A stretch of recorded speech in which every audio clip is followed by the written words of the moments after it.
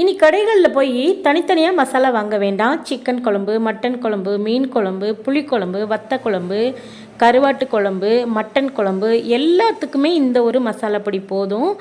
எப்படி எல்லாத்துக்குமே நான்வெஜ்ஜு வெஜ்ஜுக்கெல்லாம் இந்த மசாலா எப்படி போதும்னு சொல்லிட்டு நீங்கள் வந்து கேட்கலாம். வீடியோ ஸ்கிப் பண்ணாமல் கடைசி வரைக்கும் பாருங்கள் ஃப்ரெண்ட்ஸ். எப்படி குழம்பு வச்சாலும் நல்லா ருசியாக இருக்கக்கூடிய இந்த மசாலாவை எப்படி பண்ணுறதுன்னு பார்க்கலாம்.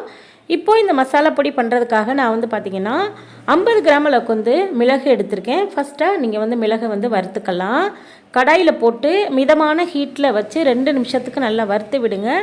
மிளகுடைய கலர் ரொம்ப மாறிடாமல் கவனமாக பார்த்து வறுக்கணும். இதில் கொஞ்சம் கூட எண்ணெய் சேர்த்துற வேண்டாம்.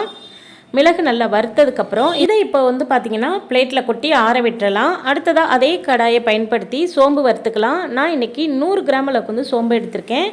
சோம்போடைய கலர் ரொம்ப மாறிடாமல் கொஞ்சம் கவனமாக பார்த்து வறுக்கணும். பக்கத்துலேயே நின்றுக்கிட்டு வறுக்கணும். இந்த மாதிரி நல்லா கிண்டி கிண்டி விட்டிங்கன்னா கலர் பாருங்கள், கரிஞ்சிடாமல் கலரும் ரொம்ப மாறிடாமல் இந்த மாதிரி ஒரு பதத்துக்கு இருக்குது. இதை வந்து பார்த்திங்கன்னா மிளகு வறுத்த அதே பிளேட்டில் கொட்டி ஆற விட்டுறலாம்.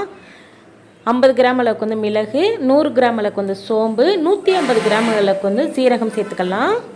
இந்த மாதிரி அளவுகளை மட்டும் கொஞ்சம் கவனமாக பார்த்து நம்ம சேர்த்துக்கிட்டோம்னா நம்மளுடைய பொடி ரொம்ப ரொம்ப சூப்பராக இருக்குங்க.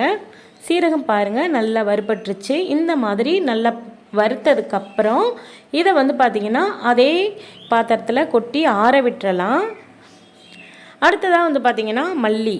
நான் வந்து பார்த்திங்கன்னா இன்றைக்கி 1 கிலோ அளவுக்கு வந்து மல்லி எடுத்திருக்கேன். நாட்டு மல்லி, இந்த மாதிரி மல்லியிலே நிறைய டைப் ஆஃப் மல்லி இருக்குது. உங்களுக்கு வந்து எந்த மல்லி உங்ககிட்ட கிடைக்குதோ அதுக்கேற்ற மாதிரி நீங்கள் வந்து மல்லி வாங்கிக்கலாம். ஒரு சில டைமில் பார்த்தீங்கன்னா மல்லித்தூள் வந்து காலியாகிடும். அதுவும் பார்த்திங்கன்னா மழை காலத்தில் தான் மல்லித்தூள் வந்து காலியாகிடும். அதை அலசி காய வைக்க முடியாது. அலசி காய வைக்க முடியாத நேரத்துகளில் இந்த மாதிரி மல்லியை நல்லா வறுத்துட்டு நம்ம வந்து மிஷினில் கொடுத்து அரைச்சிக்கலாம். இப்போ மல்லி நல்லா வறுப்பட்டதுக்கப்புறம் அதை வந்து ஒரு பாத்திரத்துக்கு மாற்றிட்டு நான் வந்து பார்த்திங்கன்னா 100 கிராம் அளவுக்கு வந்து புழுங்கல் அரிசி எடுத்திருக்கேன். அதில் கொஞ்சமாக தண்ணியை தெளித்து விட்டு வறுத்திங்கன்னா நமக்கு வந்து பொரியரிசி பதத்துக்கு கரெக்டாக வரும். தண்ணி தொளிக்காமல் வறுத்திங்கன்னா கொஞ்சம் டைம் எடுக்கும். பொரியரிசியும் நல்லா பொரிஞ்சு வராது.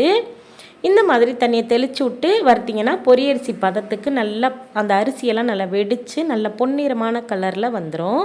இது ஒரு சின்ன டிப்ஸுங்க. இப்போ அரிசியை வந்து வேறொரு பாத்திரத்துக்கு மாற்றி வச்சுட்டு 100 கிராம் அளவுக்கு வந்து கடலைப்பருப்பு எடுத்துக்கலாம். கடலைப்பருப்பு சேர்க்கறதுனால குழம்புடைய திக்னஸ் வந்து நமக்கு வந்து கிடச்சிரும்.